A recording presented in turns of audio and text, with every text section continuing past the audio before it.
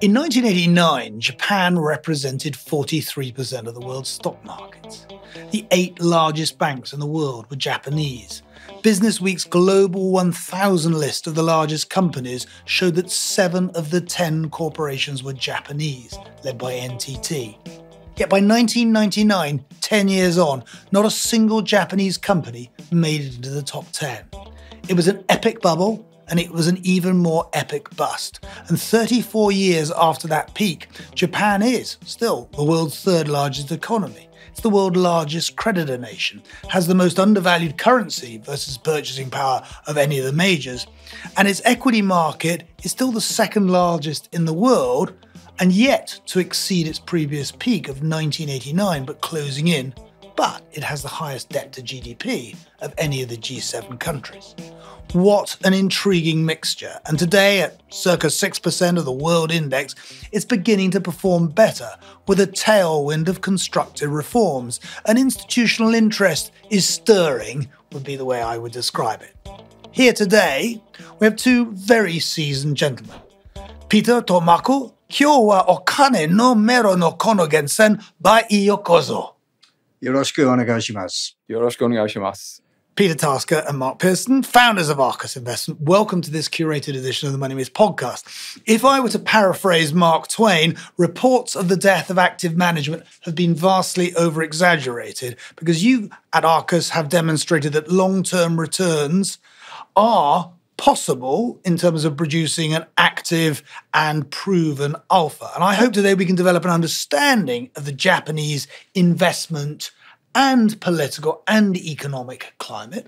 But let's talk to you both, first of all. Peter, of life's coincidences, it turns out you were a few years ahead of me at school, although this is actually the first time we've met face-to-face. And you both have been in the Japanese business since the 1980s. Peter, you are a recognized and respected commentator on Japan. Your publications have regularly appeared in the FT and the Wall Street Journal. You're fluent in Japanese. And you were, which must make you very unusual, for 5 consecutive years rated the #1 strategist by the Nikkei. And Mark, you're also a fluent Japanese speaker. I know you graduated from Emmanuel College with an MA in economics. You actually trained as an accountant at Coopers and Lybrand, which is never talked about these days, is it? Because I'm not sure to whom it belongs. You were a Japanese portfolio manager at Kleinwort Benson and Long Short. Not many people have done that. I just want to ask you, just to set the scene, what drew you each to Japan? Well, for me, in my case, there was a push factor and a pull factor. At the time, the UK economy was in a terrible state and there were no jobs. So that was the push factor. I wanted to go overseas. We were starting to see Japanese products in our homes, on billboards. Yet we knew nothing about Japan. And I did have the opportunity to go to Japan, and I would try to learn some Japanese and see what was going on there. I thought that it would be a short-term secondment, and after that I would carry on doing something in the UK. But that never happened, and I never got recalled. So many decades later, here I am. Mark. Love took me to Japan. In my final year at Cambridge, I met a Japanese girl, fell in love, and went to visit her in Japan with her family in 1981. We married 2-3 years later, and we started a family. And as a result of that, I looked for a way to take my career to Japan so that I would actually be able to live there, and we could raise our family there, to know both countries and both cultures. And through some very fortuitous encounters, I was able to join Kleinwort Benson, and I worked with Peter in his research department in Tokyo in the 1980s. You established Arcus in 1998. You're celebrating 25 years. Just summarize. Who are you? Where are you? How many are you? Yeah, Arcus now, we established ourselves in London 25 years ago. We established a Tokyo office in 2004. And then we've established a Kuala Lumpur office 3 years ago. So we run out of these 3 locations. We started as a Japan equity specialist, and we remain a Japan equity specialist today. We have teams of analysts and fund managers in the 3 locations. So we have 3 researchers in Tokyo. We have a team of 4 investment people in London and 2 in Kuala Lumpur. We run in Japan broadly 3 strategies. Total assets circa 1.7 billion? About 2 now. About 2 billion. Okay. And if I was to ask you each in a sentence to say what you think Arcus's strength is, Peter? Well, I think our strength is basically in being very, very true to our value credo. I would also say that we are a kind of bicultural outfit. I've been in Japan the entire time.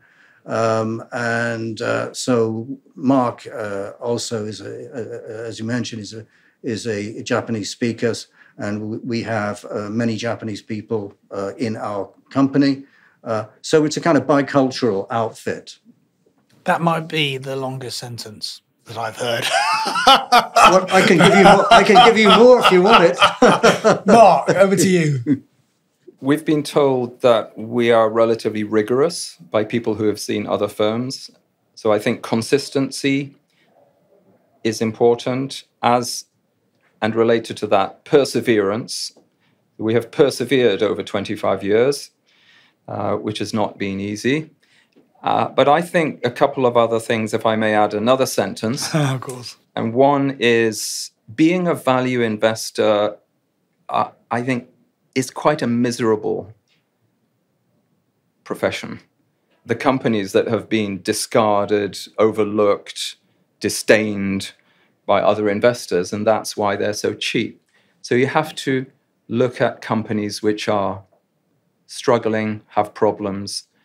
So I think there's an element of optimism to go with the perseverance and trust them that they will be able to resolve these problems. Of course, we do that after talking with them, getting to know the companies, getting to know the managers, and having to make a judgment on whether that is going to be realized. 2 things struck me. One, which I guess is now broadly known, correct me if I'm wrong, but half of Topics trades below book value. And the other very intriguing observation was that circa 40% of the Japanese stock market lacks coverage from a single broker. How do you go about the discovery process of names that you want to do work on? We do a lot of data processing, a lot of screening and multi-factor modeling. So that's one way in which we identify opportunities. So my day starts off with repricing the whole Japanese market, almost 4,000 companies, and every day is a new day and looking for new opportunities. And starting with the quantitative work, then moving on to look at the individual companies, both myself and our colleagues in London and Tokyo and Kuala Lumpur, getting into the nitty-gritty, trying to understand these businesses. So that's the broad brush of how we approach investment in Japan. So you've written, without significant misevaluation, we will not invest. So I would like just you to walk me through the screening, throws up ideas. What are the next steps? Our portfolios are always significantly cheaper than the overall market. So, for example, currently Topics PE is probably in the 13 to 15 times range. Price to book is probably 1.3, 1.4. Well, our portfolio might be 9 times, 8 times, or even 7 times earnings, and 0.6, 0.7 on price to book. So the whole portfolio is massively discounted to the overall market. And in order for a new company or a new stock to get into our portfolio, they have to compete against the existing portfolio. So they have to be even cheaper in a way. So our process is a process of continually taking profits in the companies that have done well, which have made significant appreciation and recycling those funds into much cheaper stocks. And that's our bread and butter, day after day, week after week, year after year.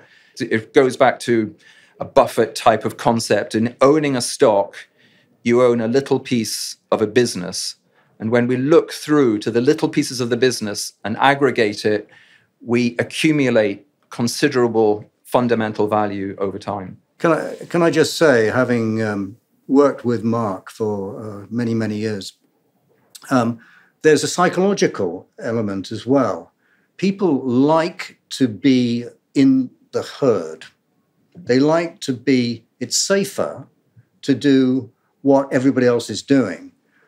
Furthermore, if it's a great company, even if something goes wrong, you can still say, well, it's a fabulous company. So the growth of investors can wax lyrical about the kind of stocks that they like. And people can be overpowered. Wow, look at that company. It's fantastic. Well, that's not what we do. And we are not afraid to be the lone wolf, just doing our stuff and making our judgments. And it's a lonely place. And people say, why do you like that company? Nobody else likes it.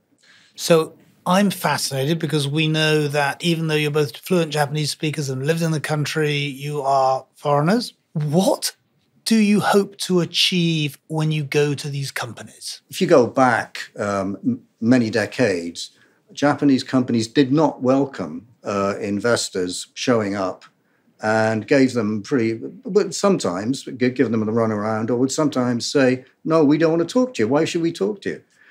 That's totally changed now. And the companies, with a few exceptions, are very happy to talk to investors and are concerned about what we think and what investors think. Understood. So, Mark.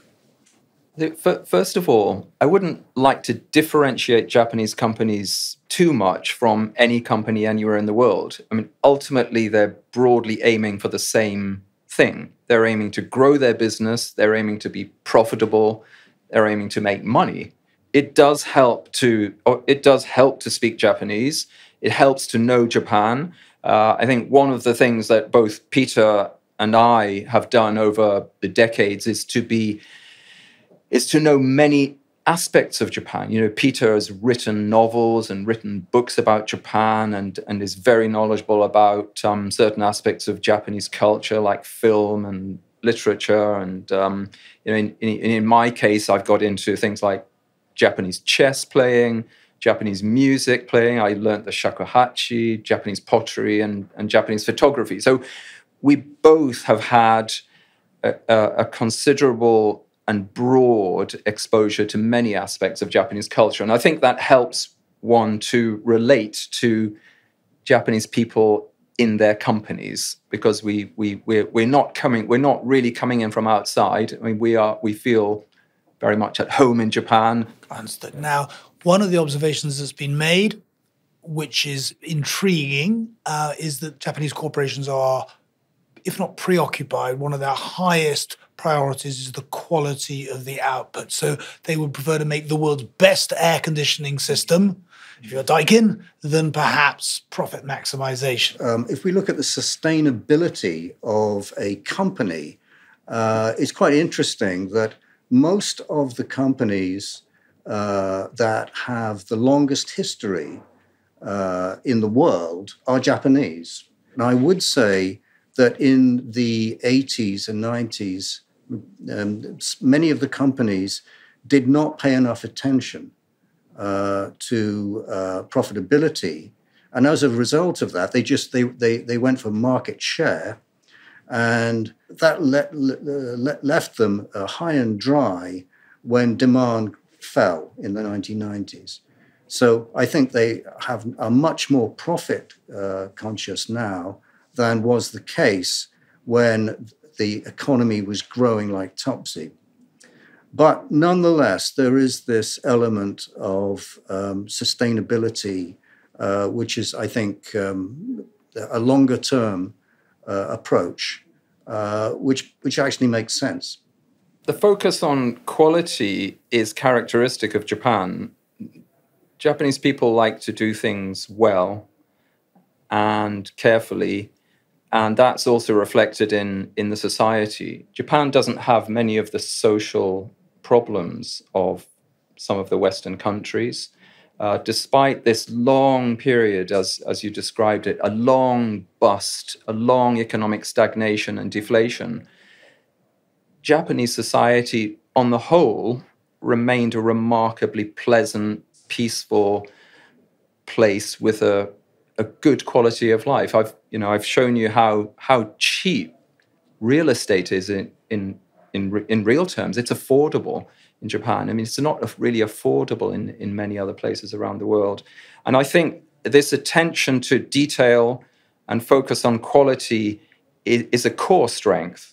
And even though some industries in Japan have faded away, like mass market memory production or flat panel production, that may have gone to Taiwan, Korea, China, but many of the core technologies and essential materials for those products are made by Japanese companies or under Japanese companies' patents. For a long time, this dash for market share was impairing margins, excess investment in the 80s. But part of the massive adjustment which has taken place in the last 30 years is to focus on efficiency, a huge repayment of corporate debt. So the corporate sector is now in net cash, and an increased focus on profitability. So profit has really improved most markedly since about 2010, 2012. And has steadily improved both on the operating level, but also on the non-operating level. I think people tend to overlook how much of an improvement Japanese companies have made on the non-operating level, which is very significant. And also, I think it's not, even though the improvement has been made, we don't think it's reached the end. I think margins are just now reaching respectable levels, and we're not at the high level which would suggest that they may be unsustainable, but rather the improvements which are underway can be extended. As we think about the bottom up, the opportunities that are being presented, you have had this terrific track record over a long time. You've owned names that have been repriced importantly, such as Sony Hitachi, and we have the prospect of a stronger yen, but we also have this bifurcation in terms of half of Topix trading below book value. As I again read your materials, and you've referred already to the real estate landscape and the repricing that's happened there, I was struck by one of your companies that you talk about, which is Mitsubishi Real Estate, and I'm old enough and been in this business long enough to have known that I owned it at various points in the cycle, and now down at half book value, I believe it's featuring again. Can you just maybe give us a flavour of why now? Yes, we very much like to invest in companies where this skew of potential outcomes is in our favour. So where the downside risk is very low and the upside potential is very high. So let's look at Mitsubishi Estate in recent years. The price to book, the price you pay for the company had fallen to 40 or 50 cents on the dollar value of their equity, which is basically their portfolio. And yet, when we look at the record of the company, it has had a very impressive and very consistent and steady accumulation of both that underlying asset value, also their profitability. So we felt, first of all, it was trading at unprecedentedly low valuations, extremely cheap in absolute terms. And then when we look back, if we look back to the mid-2000s, 2004, 2005 was the last time when Japan had a market which was being pushed up by reflationary expectations, and the real estate companies performed very well. And we only have to go back a decade to see Mitsubishi Estate and its peers like Mitsui or Sumitomo Realty trading at 1.5 to 2 times their asset value. So we felt that this was a situation where the downside risk is extremely low, is almost inconceivable for Japan's highest quality real estate company to trade much cheaper than 40 or 50 cents on the dollar, with a very good track record and good prospects. Of course, the reason it was cheap, everyone was worried about rising vacancy rates and global real estate worries during the pandemic. And people had underappreciated the strength and resilience of these Japanese companies, where vacancies rose a bit, but only to about 5% or so, and have started to improve. So people have associated these very high quality Japanese companies with some rather low quality global real estate companies. And as this dispersion in valuation in terms of market capitalization has happened, has your portfolio gravitated to the median market capitalization being lower than it was 2 or 3 years ago? No, because as I mentioned earlier, we continually recycle the portfolio. So as the companies that we invest in perform, they get to a little bit higher valuation. They tend towards a fair value, but we tend to sell it before it gets to fair value. We're often early to sell, but also early to invest. So if we buy a company on half book value and it goes up to 1 times book value, we've doubled our money, but we'll take that 1 and reinvest it into another company at half book value, and essentially we've doubled the fundamental underlying value in our holding. So our process keeps us continually on the move, like a shark, if you like. The shark can never stop, but we have to keep moving and keep on recycling our portfolio into ever better valuations. Given what you've told me, I would be inclined to think it must be more difficult to find the shorts. How do you explore the short side, and where are you intrigued? We have real companies on both sides, longs and shorts. In Japan, one of the things that we monitor very closely as the months go by is the dispersion of valuations in the market. So what is the distance between the very expensive stocks and the very cheap stocks? And what we found is that during the decade up to 2020, this dispersion went to exceptionally high levels. So it meant that the expensive stocks, which is where we find our shorts, were very expensive compared to the longs, which were at historically low valuation. So the dispersion was historically at an extremely high level. So we've started to see that narrow in the last 3 years. So our returns have been boosted in the last few years by this narrowing of the dispersions. But where the dispersion is now, it's still roughly where it was during 2019, which was still high, having expanded for the previous decade. Well, that's great and very helpful. Now, that allows us to move to Japan, but to reflect a little bit on this extraordinary evolution. Back in 1987, you wrote a piece on Inside Japan, and I wondered, for those listening, and it would be fair to say many will not have the length of experience of dealing with Japan as the two of you, how different is Japan today? In many ways, it is significantly different. And of course, one of the elements has been that Japan has been, as an economy, has been through the ringer. We saw the decline in house prices and land prices falling basically from peak 80%. And the stock market likewise. Not only was it a very deep decline in the stock market, but it was very long. And that, of course, created a aversion to risk assets, and particularly equities. It changed people, the culture. Many things have changed. And yet, Japan is still identically Japanese in a way that is different from the West. And I'm going to add here, because Niall Ferguson, the economic historian who's been a guest on the Moneymates podcast, made the comment the other day that Japan has never mattered more geopolitically, formidable naval and military power, important US alliances, and would be crucial in any conflict over Taiwan.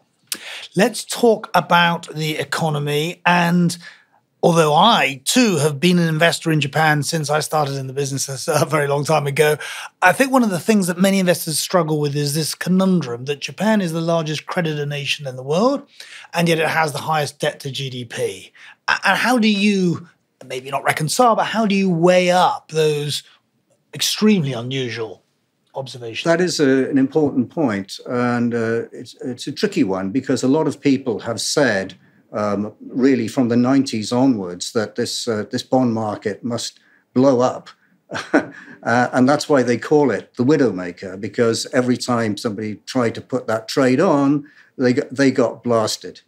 The reality is that the government, the Japanese government, has a large debt which it owes to the Japanese private sector. So it's basically in the closed circuit of the Japanese economy. As you said, Japan is the largest creditor nation in the world and has been running current account surpluses basically since the early 80s. It's a very sound economy. And we're going to talk about the Japanese savers and some of the allocations, which are startling by Western standards. But let's just talk about interest rates. Japan has done many things that are unusual. It was the first to have the ZIRP, zero interest rate policy, but it's also been the last. And now we've got stirrings at the Bank of Japan that we might see some, I won't call it rate normalization, but rates moving off the floor, particularly given that inflation has been coming in sort of at 3%. How do we think about the central bank's likely path from here? I think the story is that the Japanese authorities, including the central bank, but also the establishment as a whole, wants to see Japan get out of deflation definitively and never get back. And if that's the case, they need to see a kind of cycle of higher wages leading to higher prices. In a Japanese context, that would mean something like 2%. Which is their target. And if they were to get to see that, then they would move and probably raise rates a little. But having said that, I don't see a large rate rise on the menu at all, because they have done that prematurely in previous occasions this century, and it turned out to be a fiasco. So this time they want to be absolutely sure. The result of that, of course, has been that the yen has been unusually weak, given that the inflation levels in Japan have been consistently much lower than anywhere else. Mark, I know you want to make an observation. Regarding interest rates, whilst I believe that we're in an era of rising rates and rising inflation, it doesn't go in a straight line. I think we're going to have a number of ebb and flow of the markets on the way to steadily higher rates. But, as I said at the outset, is the yen has become the cheapest currency, essentially, of the Western world, which I guess begs the question, how do the Japanese feel about that? Well, it depends which Japanese you're talking to. Most of my career has been in a context of an overbearingly strong yen. And that is why so many people want to go and have a holiday in Japan, because previously it was incredibly expensive. Now it's really dirt cheap. So that is one way of looking at it. But of course, in reality, what we're seeing here is a big increase in competitiveness for Japanese companies, and probably over time, onshoring of production back to Japan if the yen remains at this level, and more import substitution as Japanese makers come in and can produce stuff at a much cheaper level. For those Money Maze podcast listeners who didn't hear the Scott Bessent interview that we did, who was George Soros' CIO, he goes into some detail, having a very bullish view on the yen of his signposts and his positioning. Mark? Just to illustrate how cheap the yen has got, I could mention about 7 or 8 years ago, I bought a small house in Japan to stay while I was there. And I paid 45 million yen for a house which is within walking distance of our office in Arcus's office in Tokyo in Shibuya. So about 30, 40 minutes walk into the office, 45 million yen. It's about £250,000 now. My son, who lives in Japan, bought his main house for a similar price. He had previously lived in London and struggled just to live on a regular wage in London. Recently, he bought an old house in a pottery village just north of Tokyo, 2.5 million yen. So £13,000 for a house with land. That's just a stark illustration of how cheap some things in Japan are now, from having been a ridiculously highly priced land market when Peter and I lived and worked there in the 80s. But I want to talk about these structural and regulatory changes. And one of those is within the household allocations. And if my data is right, we have over half of Japan households' wealth in cash. How does the domestic community, and I'm going to ask the question first, retail, and then we'll think about institutional, think about equities? Well, what you've got, I think, is something similar to the experience that my parents had in the 1970s in the UK in regard to gilt-edged bonds, which is don't ever touch those things again in your life.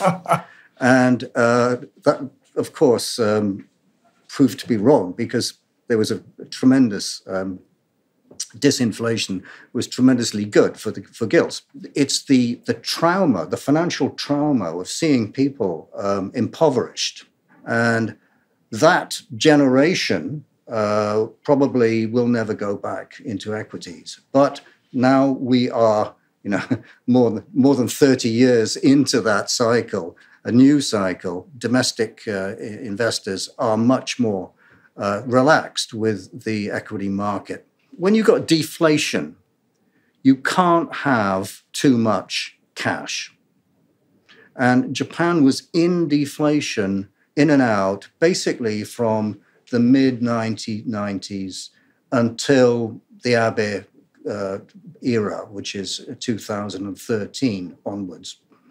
So the take-home from that for companies and for individual investors was keep your cash.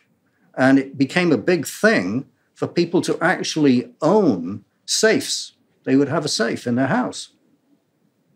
So that was the kind of risk-averse mentality that people had. At least with the cash, you get it back. Yep. With the equities, you might not. Right. And that is in contrast to the rest of the world that is learning fast that cash is not a wise thing to have in a world where central banks have been creating lots more of it. Institutionally, how are they thinking about the risk-reward of equities? I think it is starting to become acceptable. And one of the big changes here that we've had was the creation under Abe of the GPIF, which is the government pension fund. And he made it into a much more professional outfit. And it was always huge. But now they've got a asset allocation, which is 1/4 Japanese equities, 1/4 overseas equities, 1/4 Japanese bonds, and 1/4 overseas bonds. They have a contrarian bias. If equities go down, they buy more. If they go up, they will sell a bit. Right. So that has been, I think, a big inspiration for the equity market and is actually pro-equity now. Right. So we've got these government-instituted reforms to develop an equity culture. You've got an asset management industry the government wants to develop. But you've had this Tokyo Stock Exchange, I'm going to call it, or it's been called the Name and Shame campaign. Could you just explain what that is doing? Yes. Back in January of last year, a year ago today, close to it anyway, the TSE announced the results of a paper resulting from a committee that they had, in which they reported that they would ask companies who had a persistently low return on equity, and in particular, a low price-to-book ratio, to account for the reasons for why that price-to-book ratio was very low, and more importantly, what steps the companies would take to remedy the situation. And all of this was really in the name of improving capital efficiency. And it has had an immediate effect on the corporate sentiment.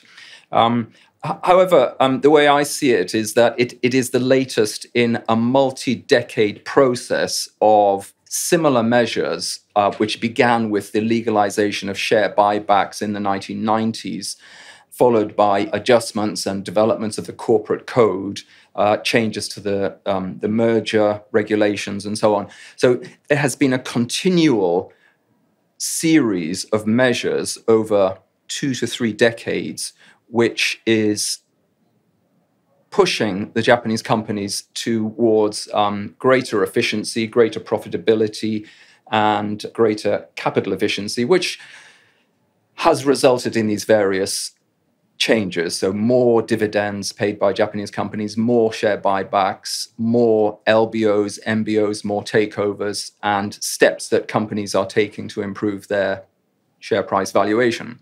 It would be remiss for me not to bring up another very successful investor, Warren Buffett, who has been dipping his toe in Japan now for a little while. You have some similarities, I think, in terms of your patience and your search for value and moats, etc. Have you found yourselves fishing in the same pond? Well, to an extent. Buffett's imprimatur for Japan, he actually went out of his way. He didn't have to do it, to be very complimentary about Japan as an investment destination. This last spring, his preferred holding period is forever, whereas we do turnover. But I think he came and bought the trading house stocks. He was very clear, and he said he bought them because he felt that the dividends and buybacks that they were rewarding shareholders with were a very strong point. And he also felt that the companies had a good future. So, Mark, would you add anything to that? We've long invested in the Japanese trading companies because for many years they did trade extremely cheaply, some of the cheapest companies in the market. And opportunistically, at times we were holding Mitsubishi, Mitsui, or at other times we had a greater exposure to Sumitomo or Itochu. However, the performance of the trading companies in the last couple of years has been quite phenomenal. And on some measures, they're not trading very cheaply within the market. And in some measures, they're trading relatively expensively relative to their history. So I think there are some good things to be said, but nowadays we don't find them quite so compelling. Peter and Mark, I'm going to try and summarize our conversation for potential investors and others listening. And that Japan is not the Japan of 25 years ago. It has a landscape where the corporate culture has shifted, where investor appetite is also changing, where there are structural tailwinds that were absent previously, both governmental and regulatory, where there is the potential for a lot of capital repatriation, even if rates only move to 0.5% from their zero, and with that produces a potentially stronger yen and a skew to the portfolio in terms of what you may want to own. And I suppose we've always thought of Germany and Japan as the sort of the, should we say, the countries who epitomize excellence. And so I was very struck by this. I'm just going to quote it. It came from one piece of research that I was reading. It says, such as this change in corporate culture and a new spirit of dynamism, which contrasts from Japan with Germany. In Germany, 72% of all German trains are at least 30 minutes late, whilst cumulatively the daily delay of all Japanese trains is 3 minutes and 17 seconds. With that, Mark, Peter, it's been a great pleasure talking to you both today. Thank you very much.